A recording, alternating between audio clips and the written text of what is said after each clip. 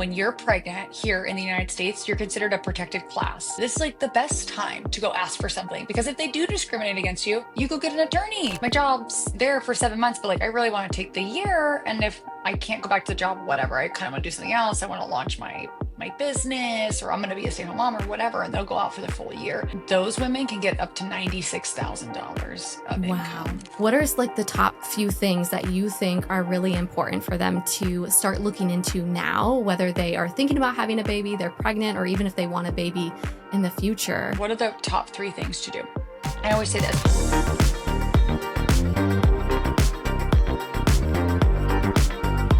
Welcome back to the What About Mom podcast. Today we have Diane. She is an expert in maternity benefits to be able to maximize paid leave so that you can stay home longer with your baby while getting paid.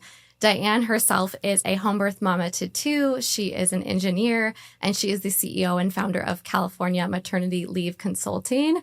But just don't worry, she will go way beyond expert advice and tips and tricks for you, even if you are not in California. Welcome, Diane. Thank you, Jessica. I appreciate it.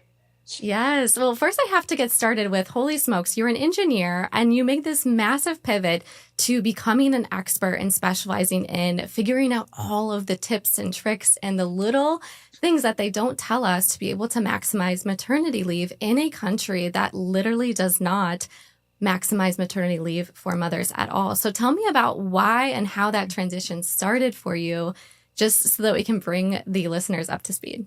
Absolutely. Yeah, because it's definitely not a nexus. It's not like you go to school to learn how to maximize your maternity leave. I definitely didn't learn this in engineering school. But yeah, I went to engineering school, became an engineer, did engineering for 11 years in California. And I had my kids and I went on maternity leave. And of course, engineering is a male dominated field, and there just wasn't support in helping me navigate how to put together the benefits. And I always like to say, when you go to engineering school, you don't really learn engineering, you learn how to solve problems. And I'm like, this is a problem we can figure out how to solve. And I was able to draw back on experience I've had in my lifetime. Like when I was in college, I went through Hodgkin's lymphoma and chemotherapy and radiation. And so I'm a cancer survivor, and learning the intricacies of the insurance, I would call it a game, is a boondoggle. So having done that at age 19 and then helped a woman that I saw at my old employer way before I was even pregnant, see her get back from maternity leave and then leave time on the table and leave paid time off on the table. I remember very vividly, she was sitting at her desk. I went over, she was back from maternity leave. I was like so excited. I don't even know if I was married at the time. We definitely weren't thinking about kids. I was so excited to see her, and she was just bawling. I wasn't prepared for that. And she just kept saying, and it's like echoing in my head, like, I'm just not ready to be back. I'm just not ready to be back. And I was like, everyone told me when I got hired here, this is like the Cadillac of benefits. What's going on? So I was like, let's look into these benefits. And we found out that there was a policy specifically that our HR didn't tell her about. And that's when I became aware that the employer's job, the requirements from like legislation, right? Their legal requirement is to just hand you some paperwork and say, figure it out, give me your dates. They're not required to help show us the steps, to walk us step by step, to make sure we don't miss something. It's our job to do that with all of the other things we're going through it, becoming a new mom. And so we went to HR and to the general manager, said, hey, she didn't get this. And they were just like, sorry, you didn't ask. And that stuck with me. That was back in like 2012. And I didn't have my first child until 2019. And so when I went on my maternity leaves, I was like, no, like I will not fall trap to this rigmarole here. And so I got a 5-month maternity leave with my first, and then a 10-month maternity leave with my second, where I made more money on maternity leave than I did working as an engineer. And then women just started asking me, how did you do it? And, one thing led to another. And then I left that job, and I've been doing this full time now for 3 years. And we've got a team of, consultants. I've trained other experts underneath me. I mean, and now we've helped over 3,000 women in California. Is so incredible. Exciting. You imagine 3,000 people's moms that you've impacted be able to stay home with their babies longer, to still be getting paid while doing that. Because that's honestly what we hear and what I experienced as well, of like that massive juggle of returning to work as a working mom. And when do I go back and how quickly can I go back? But honestly, I don't think that we're ever really ready. Majority of moms that are going back to work are going back too soon, in my Mhm. opinion. And there really isn't standard maternity leave for everyone in the country, as you know best. It's so different state by state, and it is so confusing on what those hoops are that they have to jump through to be able to maximize their benefits. So I know that you obviously specialize in California because that's Yeah. where you're located. And I know you're expanding beyond that to help more moms nationwide. But maybe moms that are listening, whether they're in California or not in California, what are like the top few things that you think are really important for them to start looking into now, whether they are thinking about having a baby, they're pregnant, or even if they want a baby in the future and are already postpartum? Yes. There's so many things to distill it down to three, but I definitely could do that. And I want to back up and say for anybody who's out there listening and they're like, yeah, like what Jessica just said really resonates with me. And I feel like it is so confusing. And why is it so confusing? And why do we not have federal legislation that governs paid maternity leave? Why is it state by state? And everybody, we see this all the time with our clients and in the DMs. Everybody's like, the system is broken, the system is broken, the system is broken. And I challenge that by saying, I think the system is working exactly as it was designed. It is not Mm, broken. I don't think it was set up for women to be able to maximize their paid time off. Otherwise, there would be more requirements for these employers to have to share this information with us. And you shouldn't have to find me out there in the interwebs to figure out and show you how to get access to the benefits you're A, probably already paying for, and B, that you are, entitled to, depending on whatever state you're in. So if somebody's out there feeling lit up about that, I mean, I could do a whole TED talk on that, but I won't. But I just want to say that this system is working as it was designed. So this is why it's important for all of us as new moms to just get educated and know what we're entitled to. So if I had to give some, like, what are the first places to start? Like, what are the top three things to do? I always say this, if you're going to your employer, no matter what state you're in, California, Texas, Florida, Michigan, or New York, I don't care, wherever state you're at, always ask for your employer benefits. Like get your employee documents and take a look at them.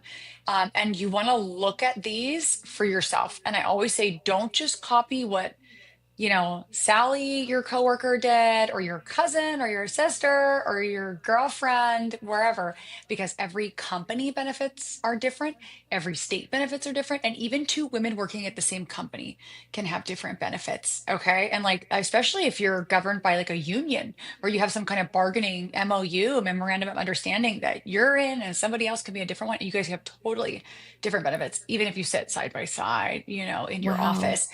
Yeah. And so I just always say, like, get your benefit documents and you take ownership that I need to know these. I have to know these. And it's not for you, it's for your baby. Like, I have to know these for this sweet little child.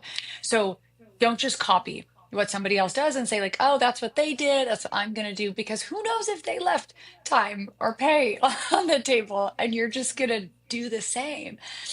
So I say do that. I also say when you talk with your HR, to just document everything in writing. Right. So we can do conversations verbally. That's fine. I always follow up with everything written. And I always just say, don't take anything at face value of what these Hmm. HR folks share with you.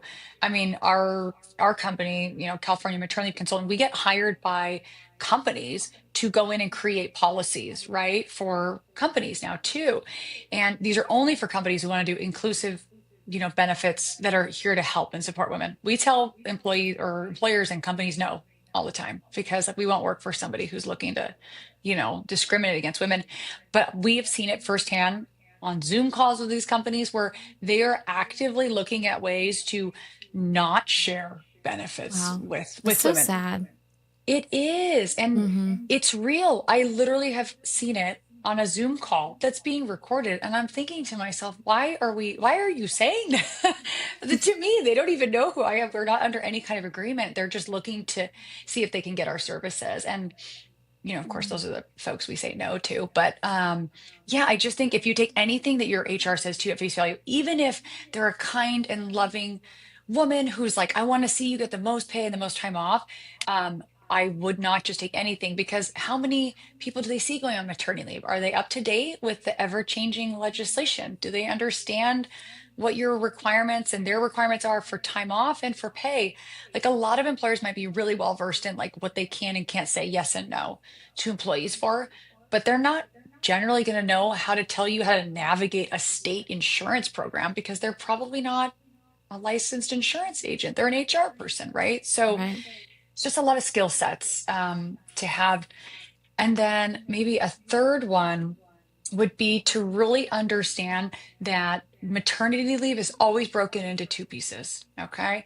It's always broken into two pieces, and that is going to be a wage replacement piece and a time off piece. And they get mushed together all the time.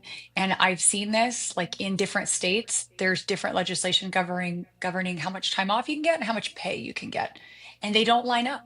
So in Mm. California, you can get 7 months of time off, but guess what? You can get paid for up to a year.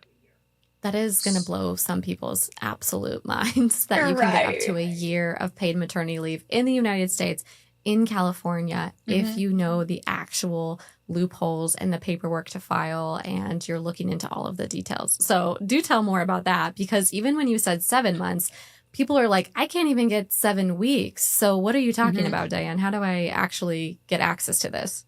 Yeah. So every state's different, right? And I'll talk a lot about California, but like it applies to whatever state you're in, right? So here in California, the time off and the wage replacement, right? How much you get paid, how much time off you get separate. So you always want to look at like, well, what is my state offering for time off? Like, how much time off can I get?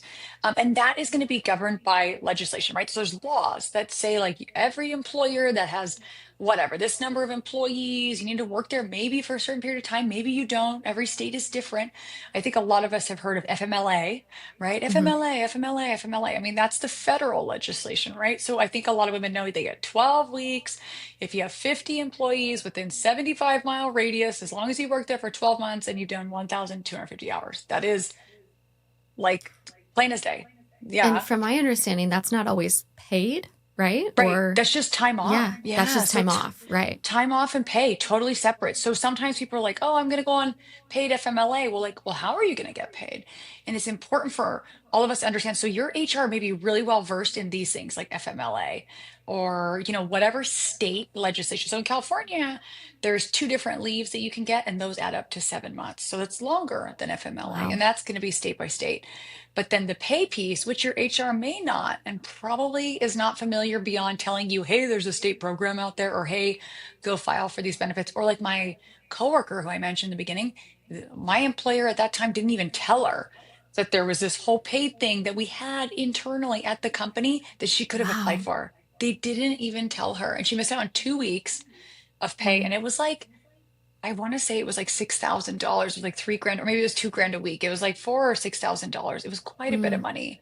And it Yeah. was like, how are we not sharing this, right? So, in California, again, you can get paid for up to a year. So a lot of women are like, great, I'll take all my time. And then I think, as you know, and you see with your clients, women change. We all change after we have children. Matrescence Mhm. is it's a journey. And maybe our identity changes and what we thought we wanted changes. And I can't tell you how many clients of ours say in the beginning, we show them like, this is the world is your oyster. You get to choose, right? It's choose your own adventure, like those old school, like Goosebumps books. You could like choose your own adventure back in the day. Like you get to pick how long you want to be off. But some women will say, I'm like a real workhorse. I'm like building my career. I'm a type A. And I get it. That's how I was too. I didn't think motherhood would change me. I was like, no, I'm going to be doing it all. And yeah, Mhm. it rocked my world. But then some women come back on the back end, those clients of ours, and they come back and say, okay, can you remind me again? Like, how do I get that full year? Like, they've changed. And so Mhm. some women are like, great, this is like a year transition for me to be home with my baby, enjoy motherhood, embrace this chapter so I can figure out what is next. And it And kind of sometimes gives we don't us that know. And pause. yeah, like sometimes we don't know until we have the baby, right? Especially if you're a first time mom, you really don't know, how is my baby going to be? Is my baby going to sleep well? Is it going to be colicky? Am I going to bond right away with my baby? How is my feeding journey going to Mm, go? And oftentimes, especially first time, we really just don't know. We don't know until we have our little one. And then usually our second and our third time moms, maybe you can attest to this as well. They're like, I actually need more time. I want more time. but then they're feeling potentially like they don't have the paid. And so there's just a lot of grief and frustration and anger around that. And so the fact that you're saying like, no, there's plenty of paid leave out there for you. You just have to know how to find it. You just have to know how to look for it. This could bring so much hope and healing because our bodies are healing so much.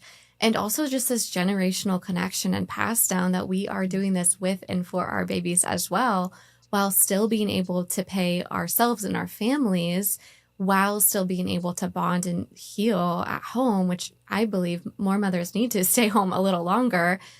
So it's important that we can get this paid leave. I love that you're bringing this to light. And I feel like it's a lot of people listening right now, even myself included, when we first started chatting, is like, I'm sorry, wait, tell me that again. Wait, what did you just say? Because you're right. It's not talked enough about.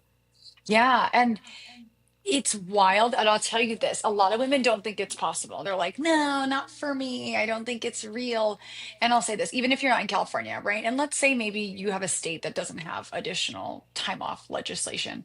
Okay, there are ways you can negotiate. Did you know that? Like a lot of women, a lot of us, myself included years ago, are more timid about asking for something that's just not outlined for us in like we have a course, right? So we help women like go through how to decipher your benefits or whatever. And there's a whole masterclass on negotiating because I Mm, think it holds a lot of us back.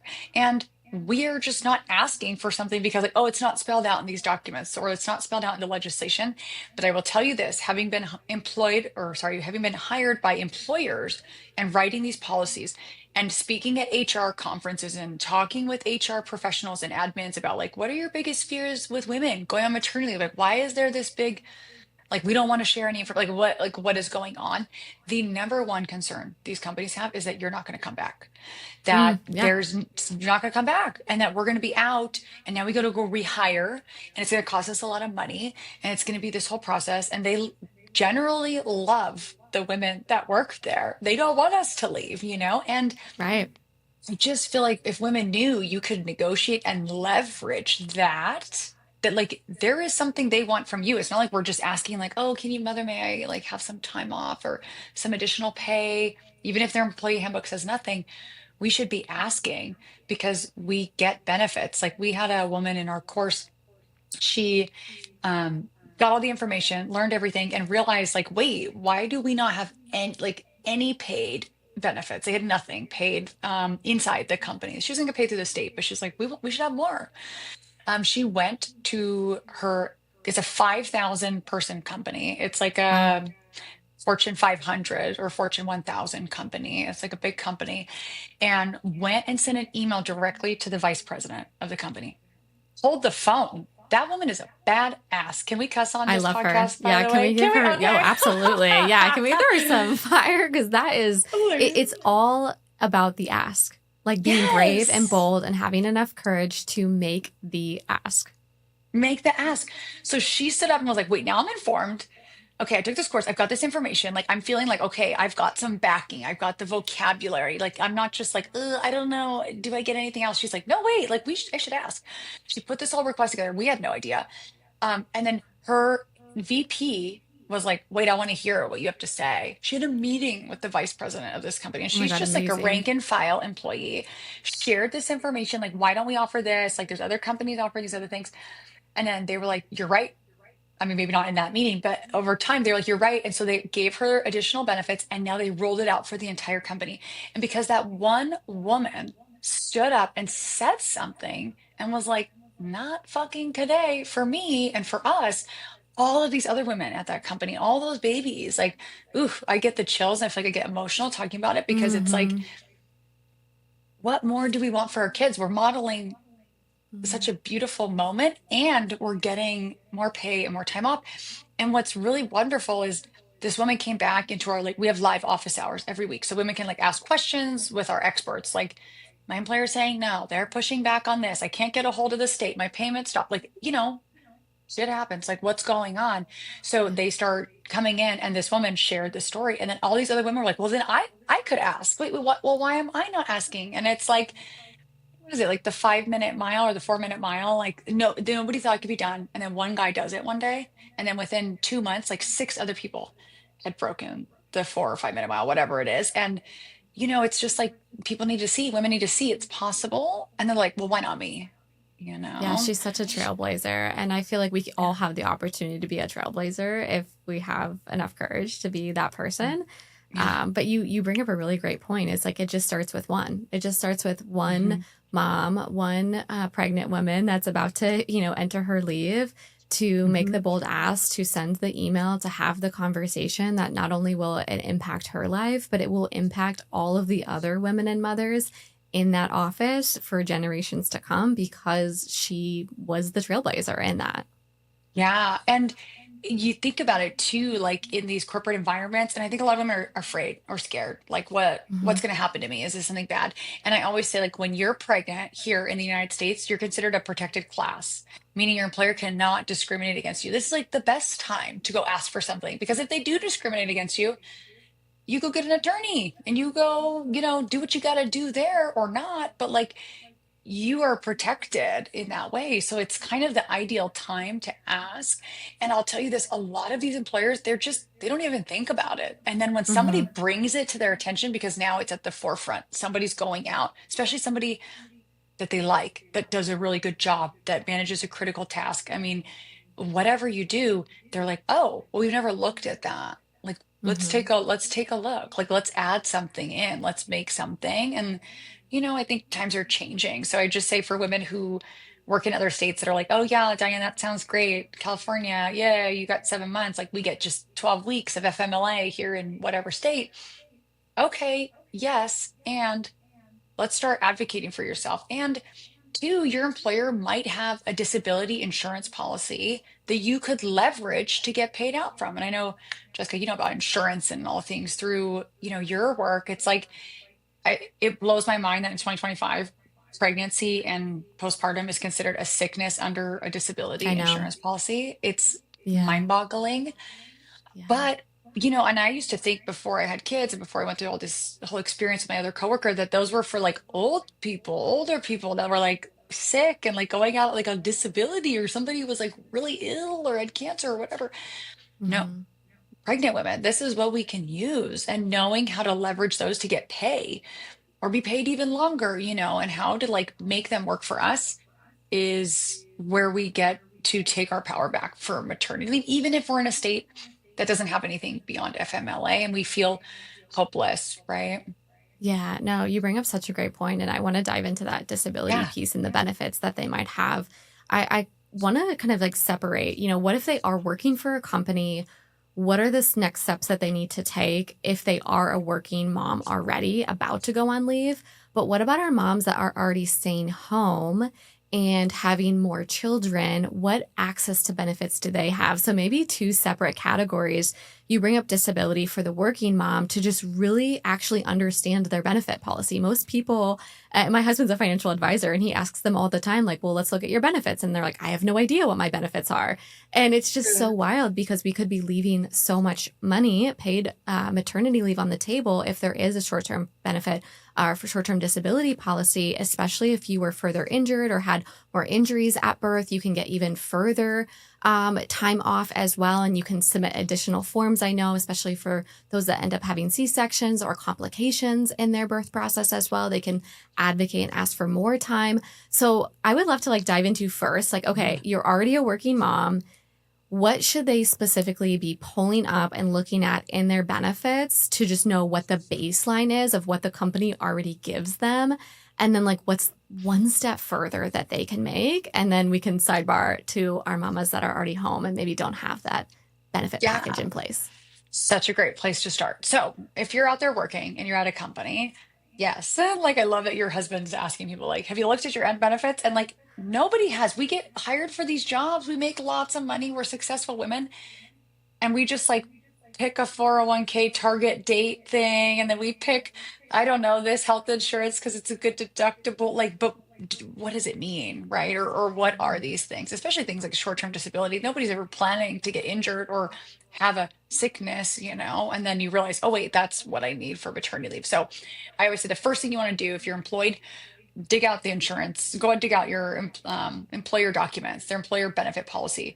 You want to look in the short-term disability area. So if you're giving birth, that's where you're going. You're always going to go there first, and then maybe even a long-term disability policy. No two are written identical.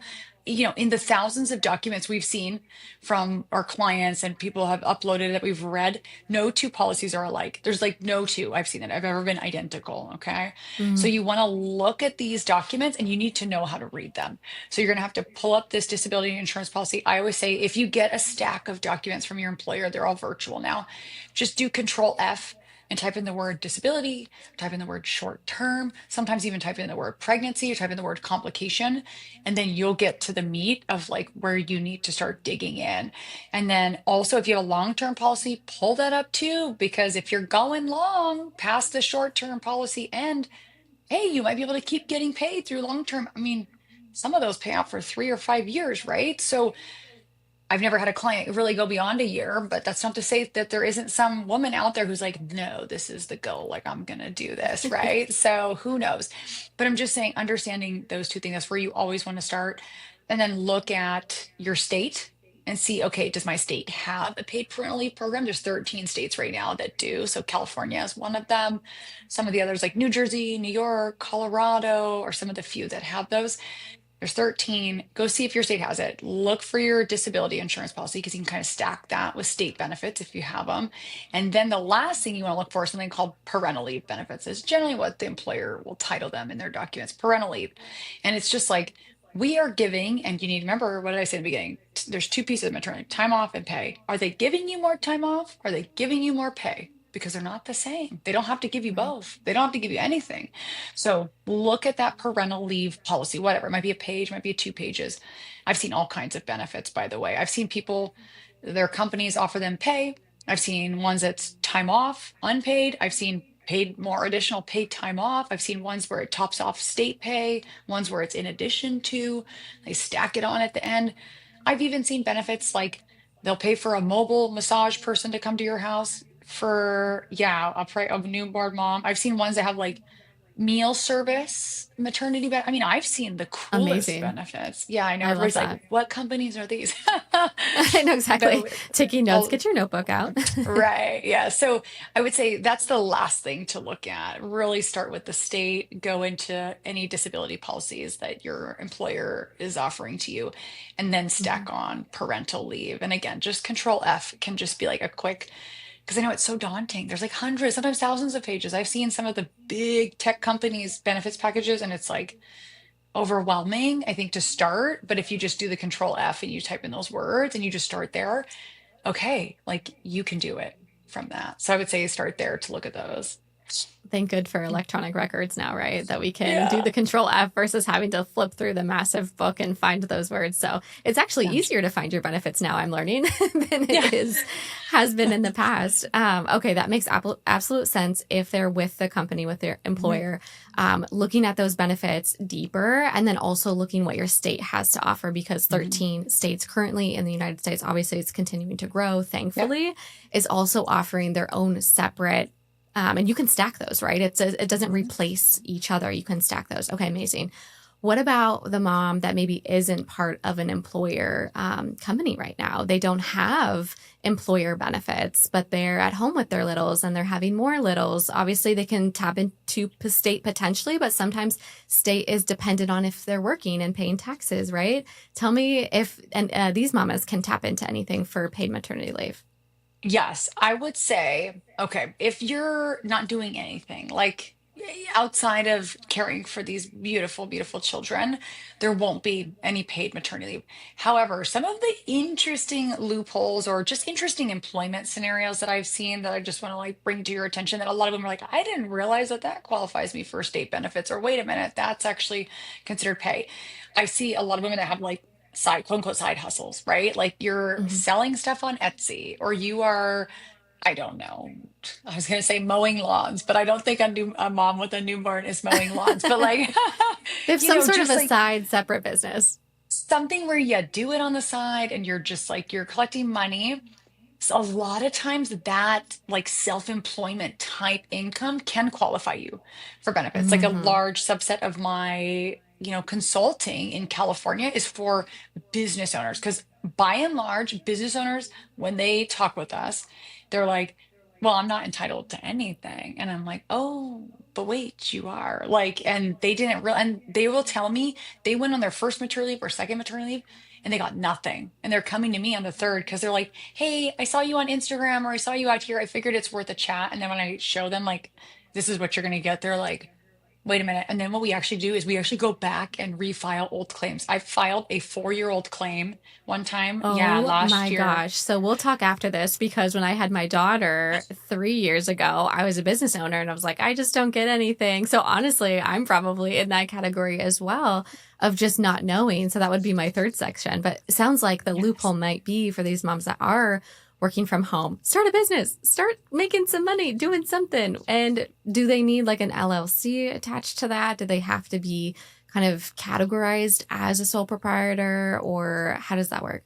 It depends on the state that you're in, but I can tell you specifically for California, you would need to be an S-Corp in California, S-Corp. right? So Mm-hmm. generally an S-Corp, and talk with your CPA before you go form one, but generally an S-Corp is what will give a woman in California access to the state program. There is like another smaller subset program in California as well, this elective coverage program. Okay, so this might be applicable. You check your state and see if they have an elective coverage type program like California does.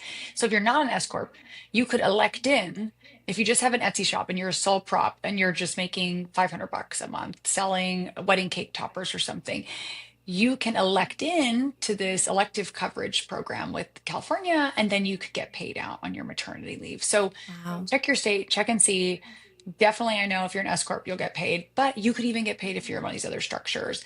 So if you're at home, I would just say that. And a lot of times we see women too that do caregiving. So I don't know if any of your listeners or somebody who has like a cousin or a niece or a mom or grandparent who you are the caregiver of through like an agency model where like Mm. they're receiving some kind of subsidy from the state, some kind of pay.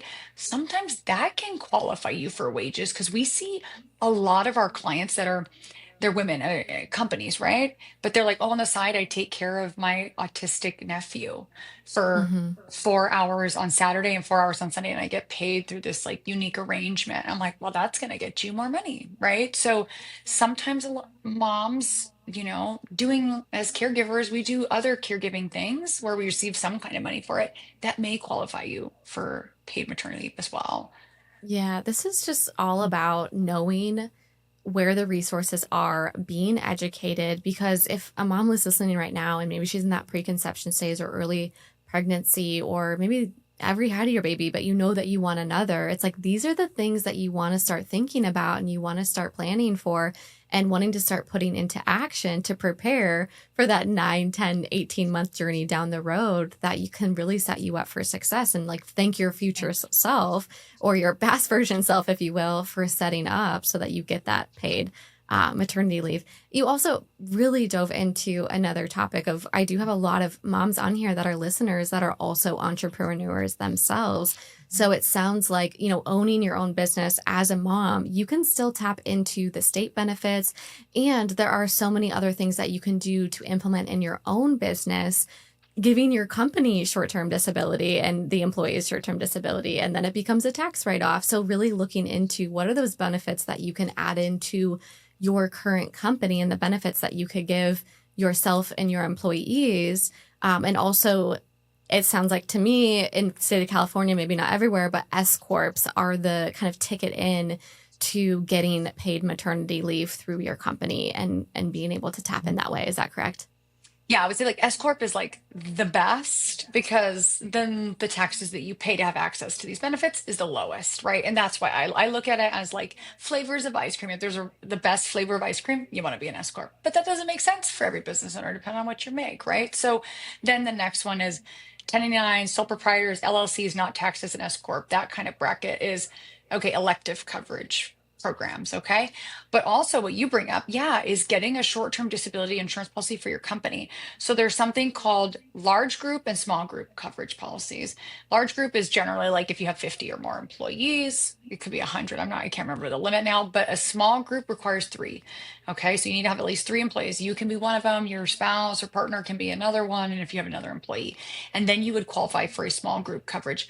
Those are great. And especially if you're the business owner and then you go talk to an insurance agent, you need to make sure that you're in the driver's seat about like what the policy looks like, right? Like how long it's going to pay out for, what the dollar amounts are, and make it work for you. So you can get the most as possible through that policy as Yeah. well. I always say too, and let's say you don't run your own business, not to pivot back to employees, but like something that women can do before they're pregnant, the best thing anybody can do if you're working at a company or if your partner works at a company and you're somewhere else, you're doing your own business or whatever, look for, it's called supplemental short-term disability insurance. Okay, you can get it through like Aflac, Allstate, Una, MetLife. I mean, there's all these insurance companies, they all offer it.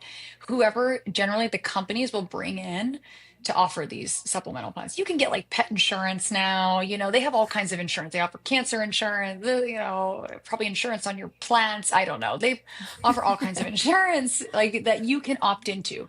So meaning the employer doesn't pay for it on your behalf, you pay for it. So they just bring in these agents and then you say, okay, I want this, I want that, I want this, I want that, or I don't. And then what's neat about those is their payroll deductions post-tax. And then when you get the benefit, so let's say you get a supplemental short-term disability plan through Aflac, your company brings them in, you sign up for the policy, you pick all your, the type you want to get, you opt in, you pay $40 a month or whatever it is post-tax on payroll deductions.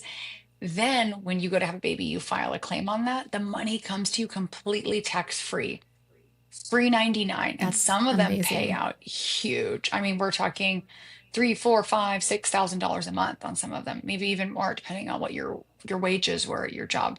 But I had one of those when I was on my maternity leave, and that's how I made more money when I was on maternity leave than I did working as an engineer, because you can stack those with benefits with your employer, with the state, everything. And who doesn't want that? So then you save up more money and then you can be out for longer because you can, make it work for you longer, right? So, anyways, this is just my Wow. engineer brain, like stacking all these I things. absolutely love this. And like just personal side note story of like Yeah. looping all the way back to like making the ask Yeah. and, negotiating with my last employer for my first baby. The company had more than the three employees, but they did not have any sort of disability benefits in play. And we negotiated with him. My husband and I worked together to negotiate with the owner to add in disability benefits for the company so that when I had my baby, I was able to get that short term disability policy. And of course, it's like not only did it impact me, it impacted the other women that were also in that company. And the company, of course, got the write off. So it was like a win-win for everybody, for the employer, for me as the employee when I worked for them. So really, if you are with a small company, like this is it's almost probably easier to make the ask. I mean, kudos to that woman who's a total trailblazer, emailing the vice president on a 5,000 person company. But also if you are working for a company that maybe has less than 50 people, this is a really great time to be able to communicate directly with the owner or the founder or whoever to see if they could bring on benefits for you as well. So that's really incredible insight, and kind of looping it all the way back to not being afraid to make the ask, to look into the details, to negotiate, to see what you can get, and that's how it all stacks up. So oh my gosh, Yeah. I'm just feeling Love like it. this is going to be so valuable. And I hope that people and mamas listen to this, maybe take notes, and be able to continue to learn from here. I'm just curious because this like is comes top of mind. The average person that you work with directly, what is like the average number of weeks or months that you are able to get this person off for paid leave? Oh my goodness. Okay, so we'll talk about a couple different groups here. I would say if it's a woman who's at a company, we have two subsets. We have women that are like, great, I'll take this, I want to do the 7 months, and that will be fully paid. And it's going to depend on like what she makes, right? So somebody who's like a server at Applebee's is going to be different than somebody who's like, a director at Apple corporate, right? So Sure. depends. But I will tell you, our what we see on average is women being able to take the 7 months and it's paid, and that could be up to like $50,000, $60,000 Mm, tax free, free wow. 99, no state income tax, Social Security, Medicare, federal income tax. I mean, it's the best deal. But then we even have another subset of clients who are like, well, like my job's there for 7 months, but like I really want to take the year. And if I can't go back to the job, whatever, I kind of want to do something else. I want to launch my business, or I'm going to be a stay-at-home mom or whatever. And they'll go out for the full year. And those women can get up to $96,000 of Wow. income in California, right? So Mhm. it is amazing. Yeah, absolutely amazing. So, if you are in California, you absolutely have to work with Diane and her team. You just heard exactly 7 to 12 months of Mhm. paid maternity leave. Sometimes it helps to have that expert that knows which document to look into and to be able to have that support to ask the questions. Because I mean, we all know insurance is confusing and they want it that way, right? So, if that's the game, we just need to learn the rules of the game so that we can be the best player in the game. And I absolutely know that if you're in California, definitely work with Diane. Can you work with people outside of California, or is this something that's coming up soon in case we have listeners that are like, I'm not in California, but I absolutely need like resources and guidance and support from her? Yes, 100%. We've actually just expanded to full service in the state of New Jersey, meaning like if you want to have a one-on-one with us, you want us to walk you through everything. Because, by the way, we found out in New Jersey, any woman is basically eligible for like $38,000 there. So, I mean, there's all this money there. We just need to know how to get it. Like you said, learn how to, be the player and play the game here. So, New Jersey. But if anybody needs help in any state, we actually are going to be rolling out next month in August. So I don't know when this will go live, but in August, we're going to be rolling out a nationwide program. And what that's going to help you do, if you're out there listening and like, great, I want to know, it's going to be specifically what to look for in your employer documents. Share your screen, or we'll share our screen and show you this is what an insurance policy looks like. This is what this term is. This is what it means. This is what it might be labeled as.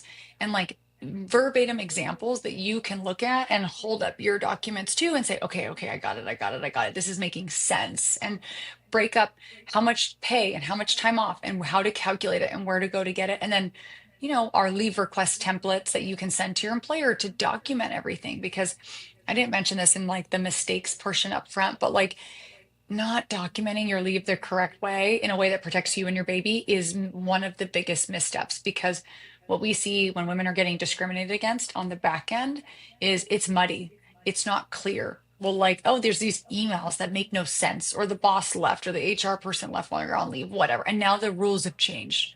Well, Mm, they can't legally do that to you, but if nothing was outlined in writing and it's not clearly able to be deciphered by like a fourth grader, it's not going to hold up, and no attorney will take you on. You won't have any recourse, or they won't, your employer might just be like, oh, sorry, because they keep it muddy on purpose. It benefits them.